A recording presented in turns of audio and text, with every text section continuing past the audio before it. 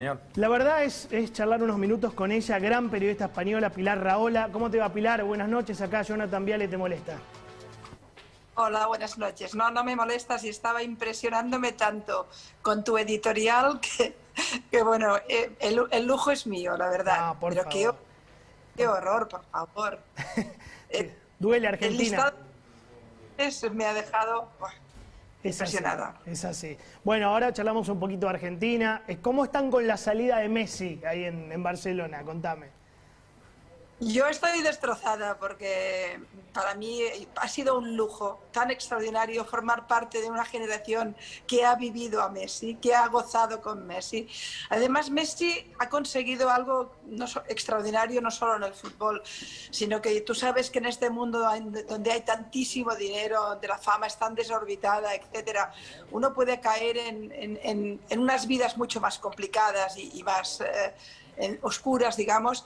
Y Messi es un tipo en este sentido que ha mantenido siempre un perfil muy humanizado, un perfil muy familiar y además la verdad es que lo hemos querido mucho. Es que él llegó a Cataluña que tenía 13 años, hemos vivido con él, lo hemos visto crecer, lo hemos visto engrandecerse y convertirse en el mito que es.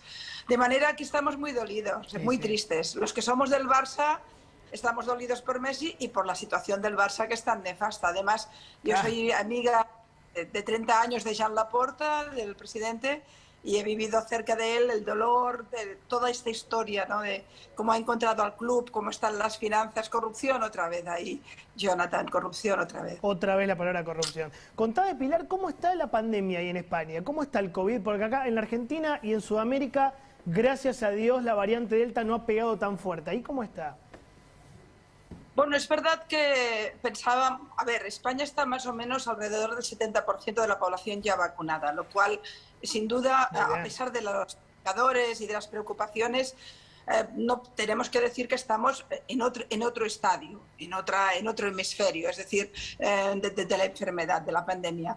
Pero también es cierto que había la ilusión de que en verano esto ya habría dado la vuelta completamente, de golpe la llegada de variantes hace que todo esto finalmente no acabe de resurgir bien. La última polémica que se está produciendo aquí es si se cierra o no el ocio nocturno. Finalmente hay comunidades en España que han cerrado el ocio y otras que no. Hay un debate en este sentido. Los jóvenes hacen botellones en la calle porque no... En fin, estamos en ese debate, pero para mí ese es el debate de la salida. Es decir, si estábamos ahí es que vamos bien. El hecho es que la vacunación no para.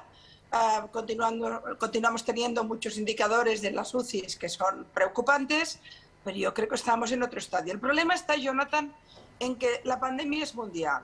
Claro. Y si tú tienes continentes como, por ejemplo, todo el continente africano, donde la población creo que vacunada raya el 0,6%, es evidente que el COVID tiene un laboratorio humano para ir creando nuevas variantes terrible. Y cuando hablamos de África, hablamos de cualquier otro lugar donde haya grandes masas de población que la vacunación no ha llegado. Y por tanto ahí sí que esa idea del principio de la pandemia de que la vacunación debía ser planetaria y además de alguna forma progresiva, es decir, que no hubiera grandes diferencias, era fundamental para todos. No sirve estar vacunado tú y que no estén vacunados al lado, por ejemplo, en nuestro caso, en África, que está aquí al lado mismo, porque las vacunas van creciendo y creciendo, ¿no?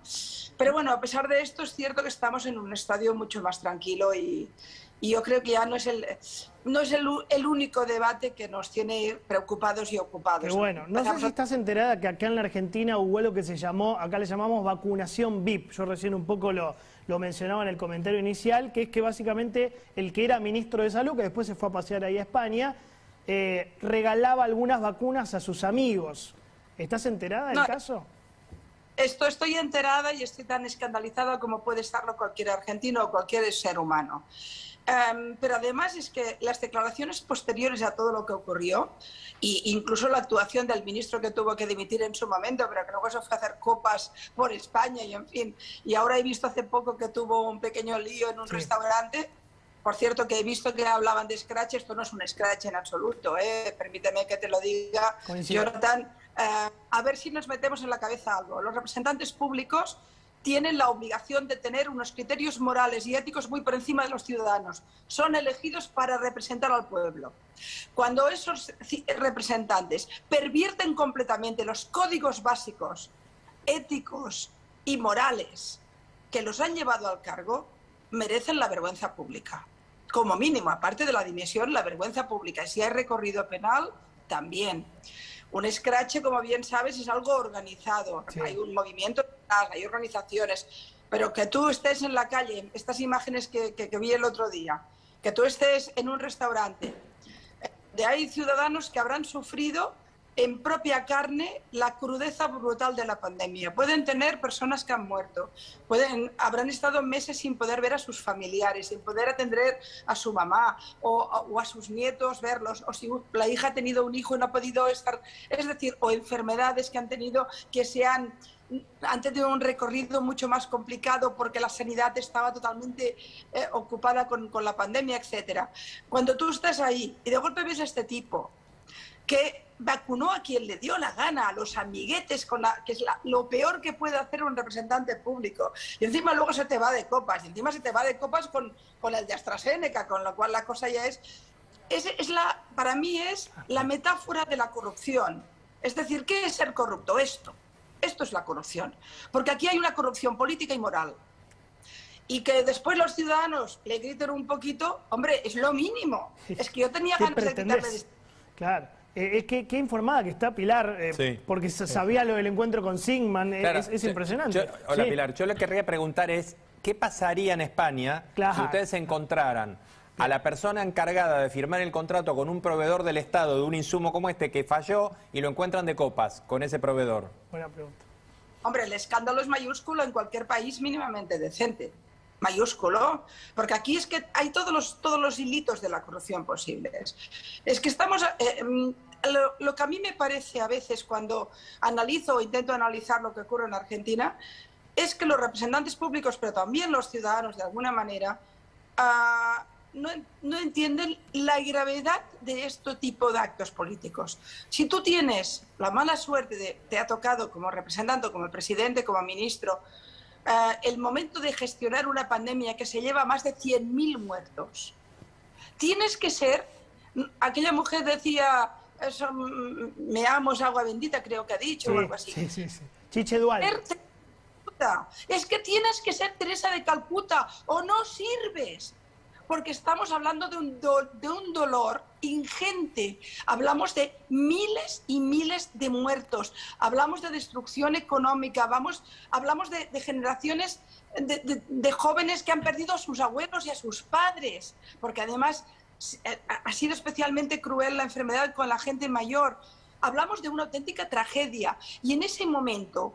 Tú te montas cumpleaños siendo el presidente, te dedicas a llevar actrices a tu casa arriba y abajo, luego eres el ministro y vacunas a quien te da la gana, y luego te vas por España de copas con el tipo que te tenía que traer la AstraZeneca. Todo esto es que es un manual, es decir, es un manual de la corrupción. Claro. Cuando en políticas un estudiante estudia la corrupción, que estudie el caso de Ginés, creo que se llama, ¿no? Ginés González García. Que estudie el caso de este tipo. Es la inmoralidad, es la falta de ética, es la falta de sentido de lo público, es la traición a la República, porque eso es traicionar los valores de la República. Y si la sociedad no se solivianta contra ello, forma parte de ello. Hay una frase antigua de Joan Baez que siempre me gustó, que decía: cuando una sociedad no se rebela contra la corrupción, forma parte de ella. Bueno, yo estaba pensando algo parecido con otras palabras. La sociedad argentina, corriendo eso que vemos ahí, es bastante mansa. Se banca bastante la corrupción en nuestra cara, ¿eh? No sé si estás de acuerdo a la distancia. Bueno, estoy tan de acuerdo que aún me cuesta mucho analizar cómo es posible que Cristina Kirchner tenga el papel político y el peso político que tiene y cómo pudieron ganar las elecciones. Mira, permíteme, Jonathan, una especie de confesión personal. Sí, por favor. Yo no tengo ninguna inscripción desde hace tiempo a ningún partido, pero desde luego a los argentinos seguro que no. Yo, por el amor que le tengo a Argentina, lo que quiero es que a Argentina las cosas le vayan bien.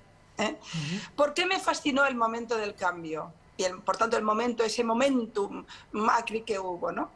porque por primera vez en quizá 100 años, pero en todo caso por primera vez en décadas, la sociedad argentina creía que era posible darle la vuelta a la corrupción sistémica que tiene las estructuras del Estado. Y esto es un momento mágico, es un momento revolucionario en el sentido más democrático del término. Es decir, la sociedad decía basta, basta que la corrupción haya impregnado todas las estructuras de poder, desde los jueces hasta incluso la prensa y pasando por todas las estructuras políticas o sindicales. Y ese momento fue un momento de enorme importancia para la Argentina, que finalmente no acabó de salir bien, y luego las críticas pertinentes que correspondan.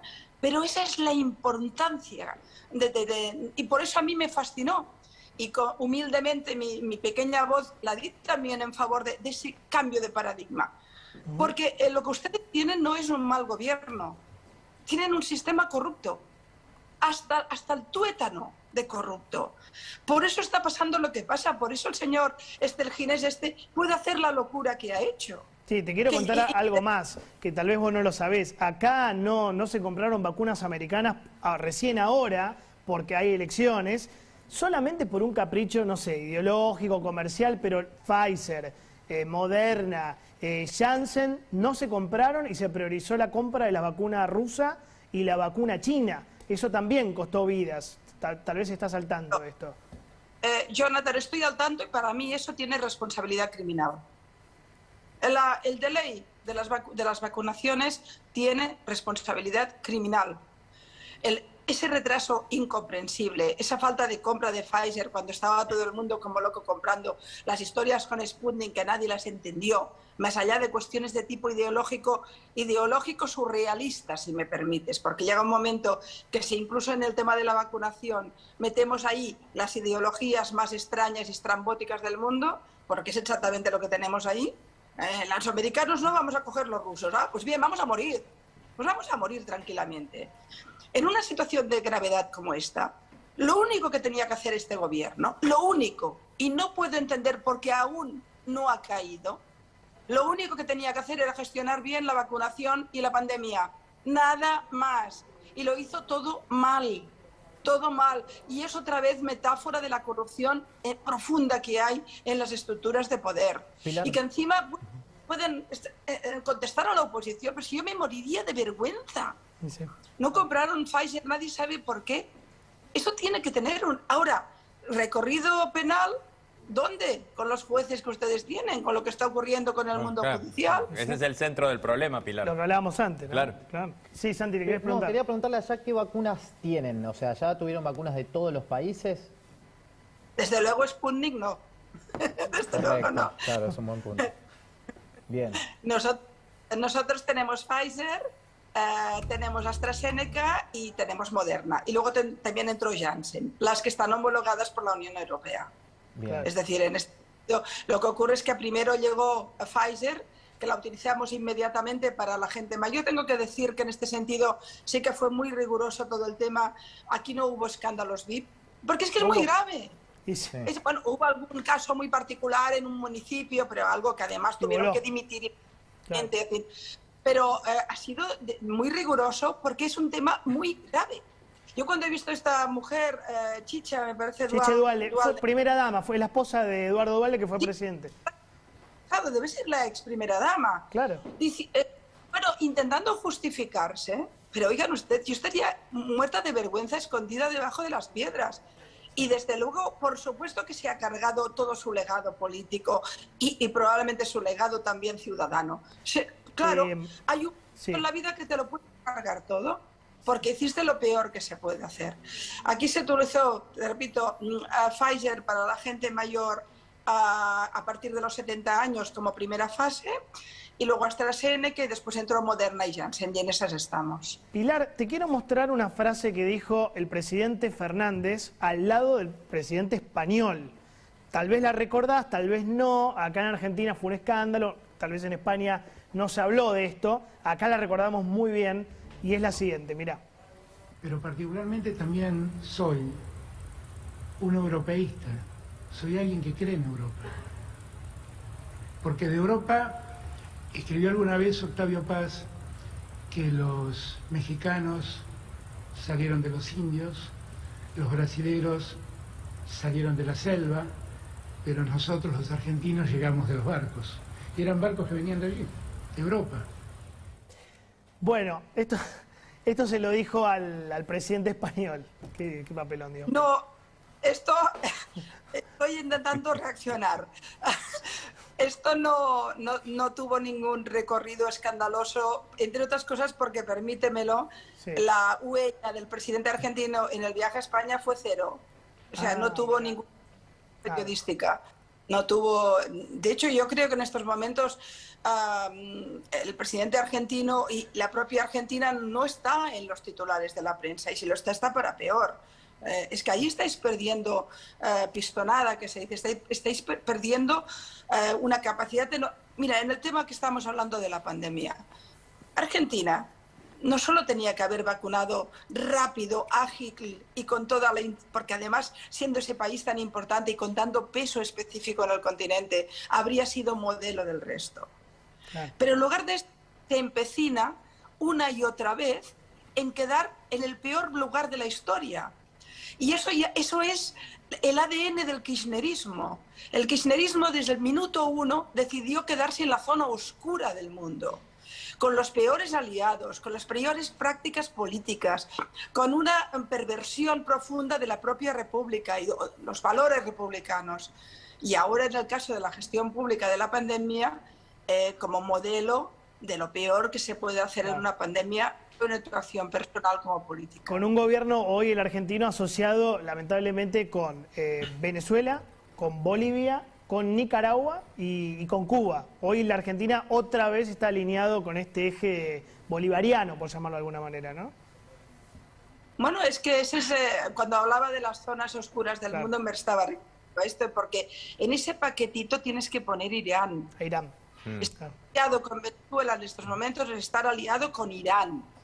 Y estar aliado con Irán es estar aliado con Hezbollah, que se pasea, por cierto, por el continente sudamericano como Pedro por su casa, con toda la libertad del mundo. Usted sabe, Pilar, perdón que le interrumpa, perdón. ¿Usted sabe que 2 acusados de volar la AMIA acaban de ser nombrados ministros por el actual presidente iraní? Por supuesto que lo sé. Fue uno de las noticias que... Es que de Argentina vienen muchos dolores, de Irán vienen todos, pero de Argentina vienen muchos dolores. A mí me duele que tantos años después el asesinato de Nisman continúe absolutamente impune, lo decías en tu editorial, pero ahí está, uno de los valientes. Ustedes han tenido gente muy valiente en la historia. Nisman fue uno de los valientes, se atrevió. Y como yo tuve muchas conversaciones con él me decía, yo voy a llevar a los tribunales, porque están traicionando a Argentina.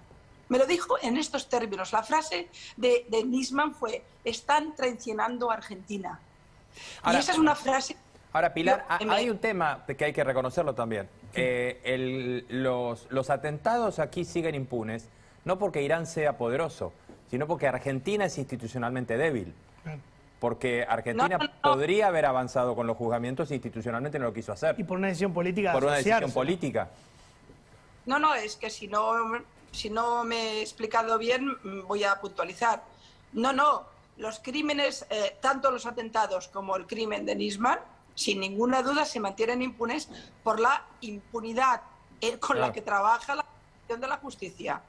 Es decir, hombre, si se han paseado presidentes en los titulares inculpados o vinculados de una forma u otra, desde Menem hasta Cristina con todo el memorándum, y sin embargo no ha pasado nada.